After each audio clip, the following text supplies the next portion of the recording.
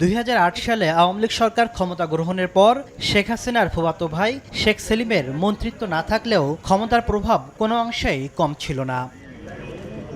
দুদকের অভিযোগে বলা হচ্ছে, স্বাস্থ্য, স্থানীয় সরকার, সড়ক পরিবহন সহ বিভিন্ন মন্ত্রণালয়ের ঠিকাদারি কাজের বড় অংশই ছিল শেখ সেলিমের নিয়ন্ত্রণে। তেমনি 1300 কোটি টাকার ঠিকাদারি কাজে 15% কমিশন নেওয়ার অভিযোগও উঠেছে তার বিরুদ্ধে।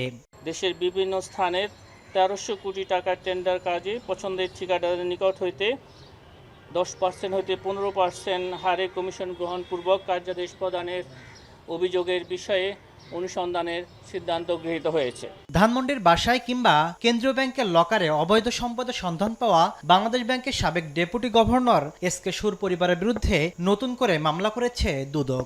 স্ত্রী সন্তান সহ তার বিরুদ্ধে 3 মামলায় 11 কোটি টাকার অবৈধ সম্পদ অর্জনের অভিযোগ আনা হয়েছে। ক্ষমতার অপব্যবহারপূর্বক দুর্নীতির আশ্রয়ে স্ত্রী ও কন্যার নামে ব্যাংক হিসাবে সন্দেহজনক বৃহৎ অঙ্কের অস্বাভাবিক লেনদেনের মাধ্যমে সম্পদ অর্জন এবং বুক দখলে রাখার অপরাধ অনুসন্ধানকালে প্রমাণিত হয়েছে। এদিন জাসদ সভাপতি ও সাবেক তথ্যমন্ত্রী হাসানুল হক ইন্নু ও তার স্ত্রীর বিরুদ্ধে 6 কোটি টাকার অবৈধ সম্পদ অর্জনের অভিযোগে মামলা করেছে দুদক। তাসলিম তৌহিদ, সময় সংবাদ, ঢাকা।